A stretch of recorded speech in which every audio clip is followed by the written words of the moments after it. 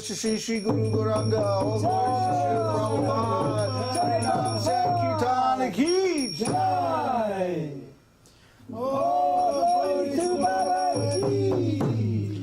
Nama Om Vishnu Padaya Krishna Prishtaya Bhutale Śrīmati Bhakti Vedanta Swami Shamane Namaste Saraswati Deve Gauravani Pacharane Nirvishesha Shunyavadi Paschatideshatari.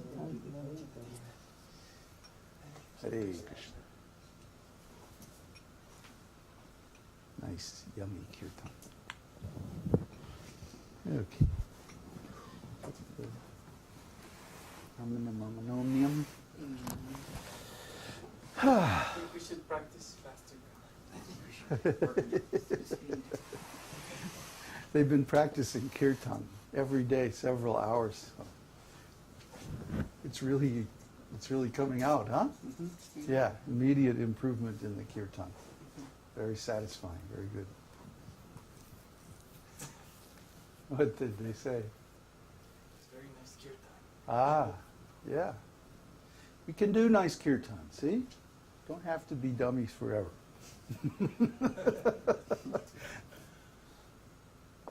It was really interesting that when Uddhava and I first got together in Mexico City, we were talking about this and that, one day he said to me, you know, someone's spiritual level of advancement is very much indicated by their level of ability in music. And I actually never thought of that before, but I actually think the same way. You know, to me, music is one of those things that like gives just a window into a person's heart. And if they're like, "Oh, can't carry a tune," then it's like, huh? Like, you know, music is the most beautiful thing in this world, in this material world. So if a person has knocked around this material world for a while, and they haven't figured that out, and they haven't taken shelter of music, it's like, you know, are you really paying attention? You know, we begin to doubt whether they are really very intelligent. You know, if it's the best deal in town, why not take advantage of it, as long as you're in this material world? Of course, when we come to Krishna consciousness, there's so many other beautiful things to take shelter of. But in this material world, there's nothing purer, nothing better, nothing nicer than music.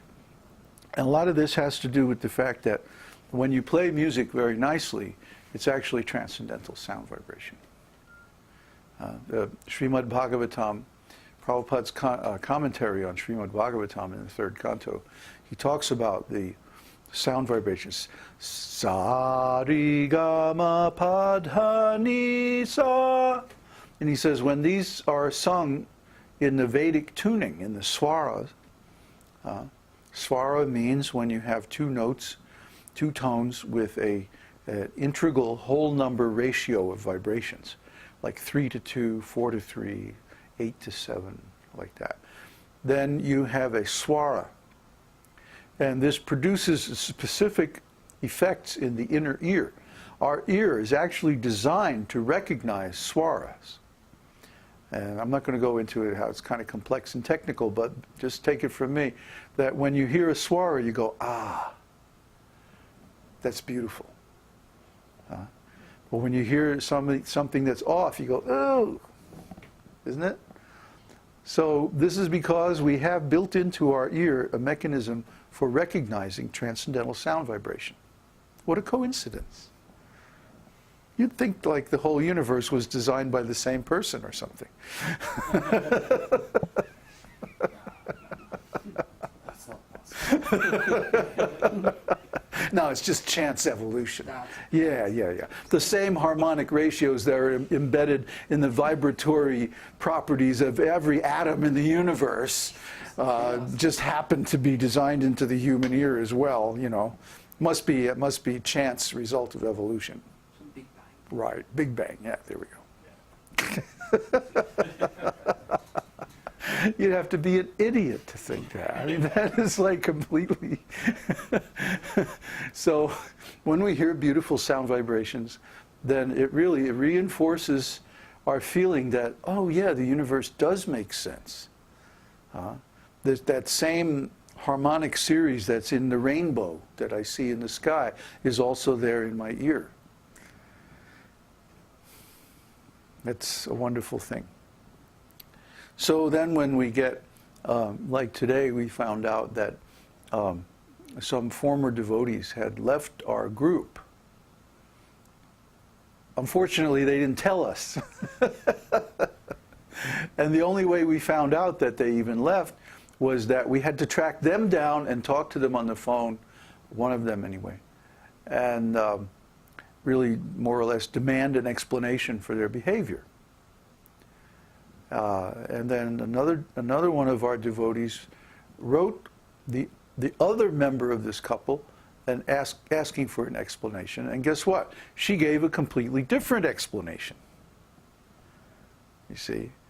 Now that's not harmony, that's dissonance. And whenever you have dissonance, you can understand this is Maya. Because intelligence and purity and consciousness, they bring harmony. So whenever you observe disharmony or dissonance, then you know that Maya is at work. So after trying to communicate with these people and not getting a straight story from either of them, we decided that it was time to terminate their user accounts on our system. Because we don't like people who falsify information. And if one member of a couple tells one story and the other member tells a completely different story about what happened, about the same incident, somebody's lying. So we did not want to be associated with people like that. We don't want to be in a condition of a favorable association with people like that. They didn't even contact me and apologize for changing plans without notifying the group. We were expecting them at the festival. They didn't show up. So, who's at fault here, right? Who's being judgmental? Not us. They themselves admitted to some friends that they had left our group. But then when we cut off their user account, they start complaining. Oh, you're being so judgmental. Oh, you're so mean to us. Oh, you're so bad, Babaji. Hey, wait a minute. First of all, I didn't make the decision. I simply concurred with the decision. I agree with the decision. I think it was a good decision to do that. Second of all, we're not mean and we're not judgmental. But we have to protect our group against dishonest people, political-minded people, or people who manifest these political behaviors, diplomacy, dishonesty. See, these are called, in the scriptures, are called kuti nati. Kuti nati means dishonorable, deceptive, diplomatic behavior. And there's simply no scope for that kind of behavior in spiritual life. If you're doing those kind of things, you're not in spiritual consciousness. You're in some kind of material consciousness. And of course, when we dig a little deeper, we find out that these same devotees were closely associated with ISKCON. How do we know that? Well, they talked about being involved in the Rath Yatra festival recently at an ISKCON temple near them. And they told me that they were decorating the cart, repairing and decorating the Rath cart, and also cooking for the festival. Now, you do not cook and decorate the Rath cart for an ISKCON festival unless you have approval from ISKCON management. And basically, anybody who has approval from ISKCON management, well, we don't want to be associated with them.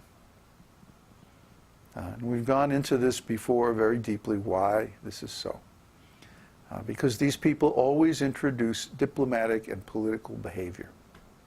We had one boy wanted to join our university course some time ago, a few months ago. As soon as he got on the site, he immediately started making diplomatic, political type postings on the forum. We told him 2 or 3 times to stop, and he kept denying that he was being political. Hey, come on, I've been on this planet long enough to know when somebody's being political, okay? So eventually we had to suspend his account, refund all his tuition for his courses, and send him on his way.